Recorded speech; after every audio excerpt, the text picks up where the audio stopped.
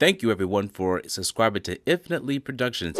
If you have not done so, please click the bell and subscribe, and we hope you enjoy our content. The FBI put mob turncoat Sammy the Bull Gravano on the witness stand. Gravano testified that Gigante discussed killing informants and sharing extortion profits without any signs of mental illness. I always wondered if I would ever see a sign of whether he was sane or not. And usually he just was hanging his head or mumbling as they wheeled him out. But one day there was an attractive woman standing off to the side. And as they wheeled him out, he looked her up and down once over, and then he looked at me and turned away quickly. But the government's star witness was former mobster Peter Savino. Savino testified via closed-circuit television from his secret location in the Witness Protection Program. At the time of the trial, Peter Savino was deathly ill, suffering from cancer, and you could see that on many occasions Savino was sitting in a chair and he was actually in pain. Peter Savino testified nonetheless about all of his dealings with Gigante, the window industry, Local 580, homicides, you name it.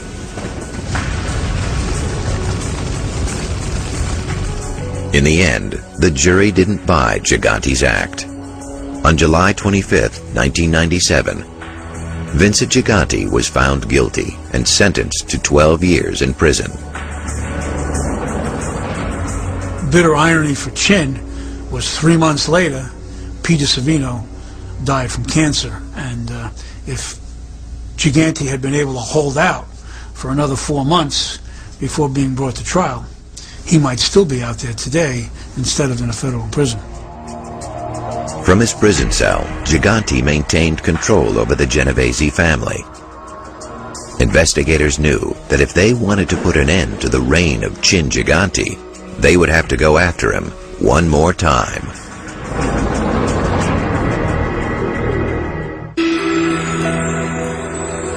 For nearly 30 years, Mafia boss Vincent Chin Gigante stayed out of prison by convincing doctors, judges, and even the media that he was insane.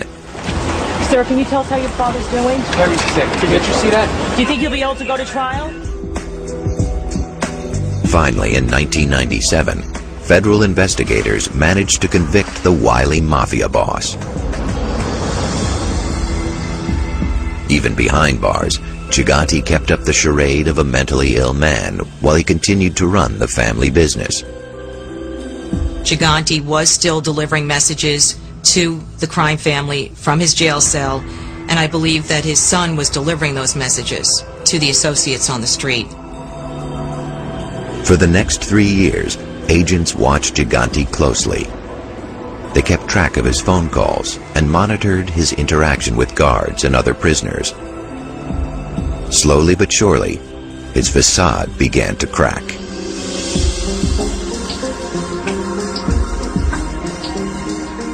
On 9/11, some other inmates were watching television, and they knew that Gigante was from New York, and they told him about it, and he then watched what everyone else watched on television, which is the planes hitting the World Trade Center, and quickly got a call through to his family to check, to make sure that everybody was okay. Of course, this was being recorded by the Bureau of Prisons. Some of those taped conversations with both his wife and his girlfriend were among those that the prosecution intended to use at trial to prove that he really was lucid and able to speak in full sentences and really knew what was going on. Investigators realized that the best way to get Gigante was to go after his family.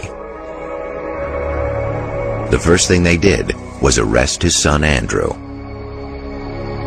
So, in effect, even though Andrew was never a made man, and he was never a soldier, Chin used him, and at the same time, got him implicated and got him convicted.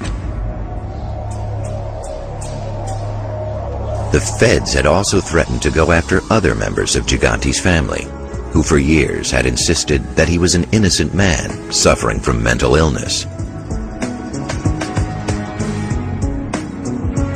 His family members, including Reverend Gigante, his daughters, and his sons. They would explain to the reporters anytime that they were asked that their father or their brother wasn't feeling so well or wasn't in good shape. They hoped that he would get through this. The onslaught on my brother is really hurting my mother.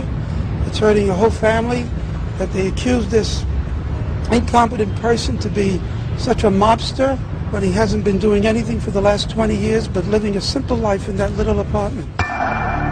But the feds increased pressure on Gigante by collecting evidence that family members had supported his crazy act. On April 7, 2003, in a deal with prosecutors, Vincent Gigante pleaded guilty to obstructing justice. In the end, I think Gigante decided to plead guilty for two reasons. Number one, he knew there was no way he was going to beat the case. In addition, he was able to get a good plea bargain for his son Andrew. His son got 2 years and paid a $2 million fine. That's a stiff fine, but 2 years in jail for some of the crimes that they were indicted for is not a significant amount of time. And the reason why Chin agreed and pleaded guilty and admitted he'd been faking this Howard Hughes act for all these years was that he cleared his family, his personal family, his relatives. So what he did in effect was he gave them a pass. They were free. They were clear. And that was the reason he did it. On the day that Vincent Gigante's 30-year charade came to an end, reporters said he looked relieved and even blew kisses to his family. He didn't look like a mob godfather, but he looked like someone who obviously understood and fully comprehended what was going on. And that was the bottom line. After serving 12 years for racketeering and 3 years for obstruction of justice, Vincent Gigante is scheduled to be released from prison on June 28th of 2010. Only time will tell if this was the final round for the former boxer turned mafia boss. Chin comes out of good stock. His mother lived until the mid-90s. There is a good sense that he will be back out on the streets running the crime family, maybe not from the Triangle Social Club on Sullivan Street, but from somewhere in Greenwich Village. Under basic rules of the mafia, you're a godfather until you die, even if he's in prison. So as long as he's alive, he is still the godfather of the Genovese family. Gigante is probably the last of the old school organized crime bosses. I don't think there'll ever be another Vincent Gigante or an individual like Vincent Gigante. He really is the last of his breed.